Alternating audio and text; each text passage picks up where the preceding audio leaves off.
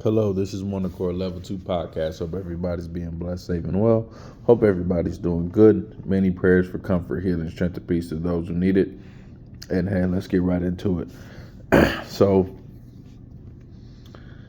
uh, Shadur Sanders dropped in the draft, and his brother, even though they both did end up getting picked up, by two different teams. First of all, I'm proud of both of them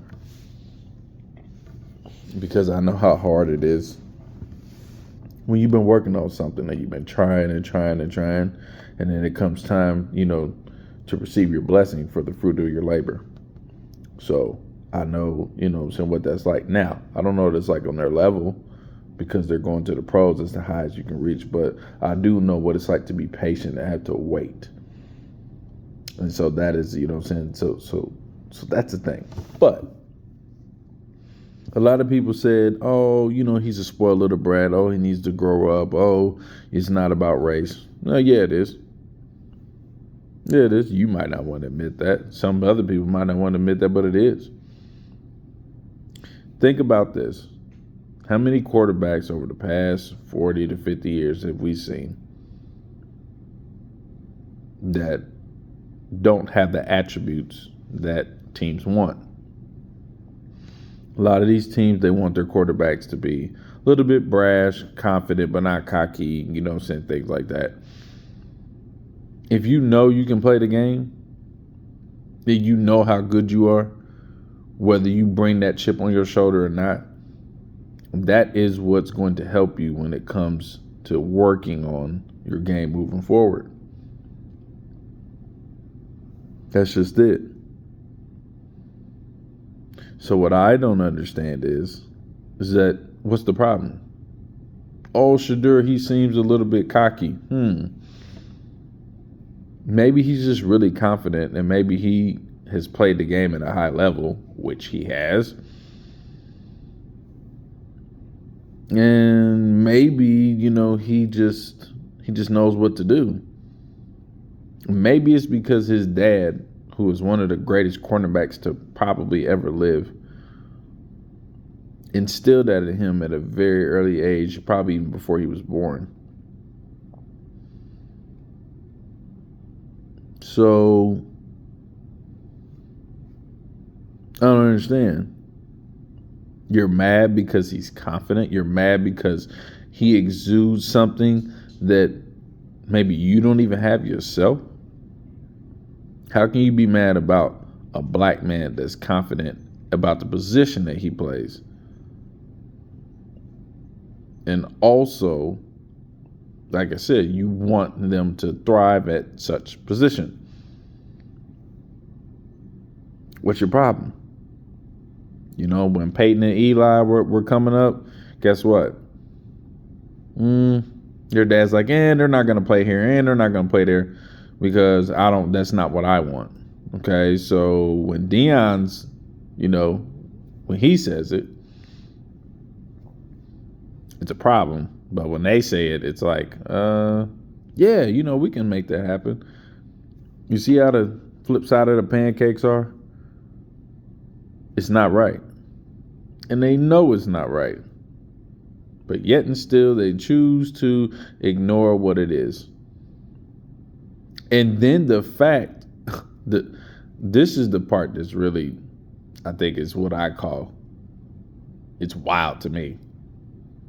Or, in our slang term, that's what we have a saying that's like, man, it's ghetto. But we'll just say both. It's wild and it's ghetto. You get picked by the team that was supposed to draft you in the first place.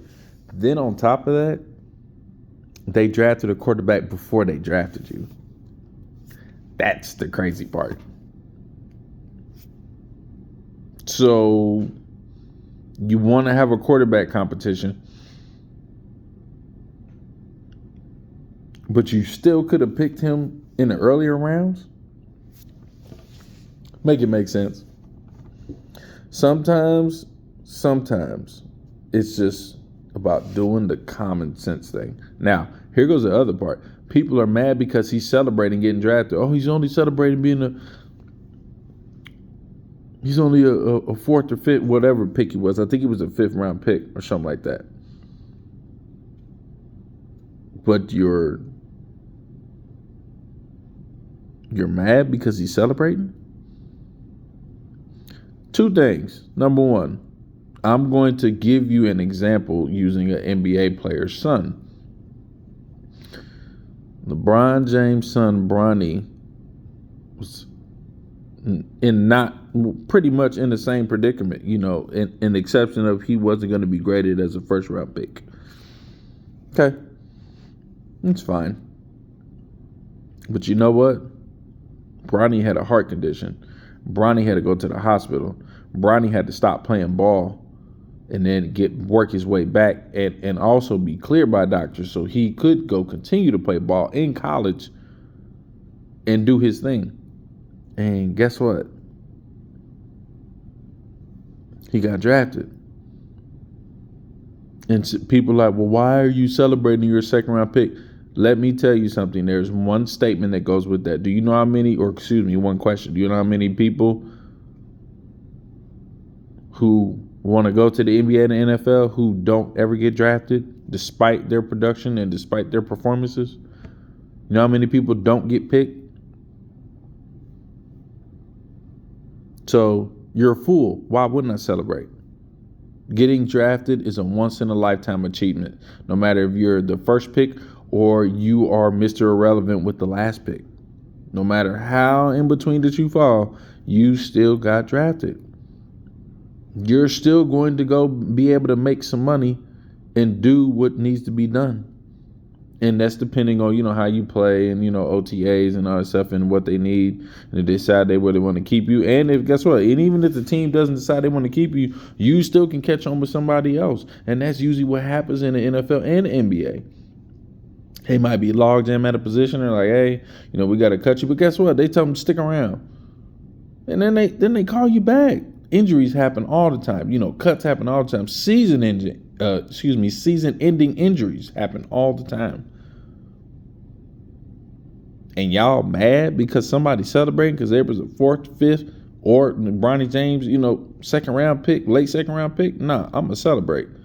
Because number 1, LeBron James' son could not be here with us today. That is a very high possibility. You feel me? So him celebrating, yeah, that's a double for me. Because if that was my son, I'd be doing the same thing. But Deion's son, yeah, man, listen, y'all gonna have to let that stuff ride. He got drafted. He jumped in a pool, and as he should. And I hope and pray if you had to do it all over again, do it again. Now, his play on the field is going to dictate everything and all this stuff like that. Yeah, but guess what? He's still going to be confident. That's the part that y'all folks who are very just confused or y'all just don't know what the heck going on. He gonna still be confident. The same guy that y'all didn't want to draft in the 1st round or do whatever, he's still going to be confident. He's still going to be the same guy. And you're still going to have to deal with the same dude, and he's still going to bring that same confidence when he line up on the center or when he needs a shotgun. He's still going to be confident. So it's just like you just played yourself. That's just like an NBA player who's supposed to be getting drafted. He might drop, to the 2nd round. But guess what? He's still going to be confident because he's still going to have that chip on his shoulder. I wish him nothing but the best. I wish him and his brother nothing but the best. And his dad and them are going to talk football. They're going to talk how they view the game and what to look for. So, yeah, I'm going to need y'all to quit tripping. I hope and pray he balls out. And this ain't about proving haters wrong, all this stuff. I mean, you could say that, but guess what? I just hope he balls out. Because when you play good, and you do what you're supposed to do, guess what? It shuts the mouth of the haters, the lions, all that stuff. It's just shut them up. And that's what he coming to do. He coming to get that experience. And he's young. He's 21, 22 years old, however old he is. Guess what? It's going to be all right.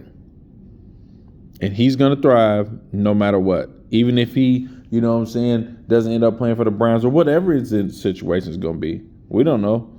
But let's just say, for instance, he does play for the Browns and they do like him and they want to keep. Guess what? He going to have a chance to prove himself. And he's going to be what? Confident. This is One Accord Level 2 podcast. Again, hope everybody's being blessed, safe, and well. Have a good night. Stay blessed. Be at peace. And I'll holler at you on the flip side.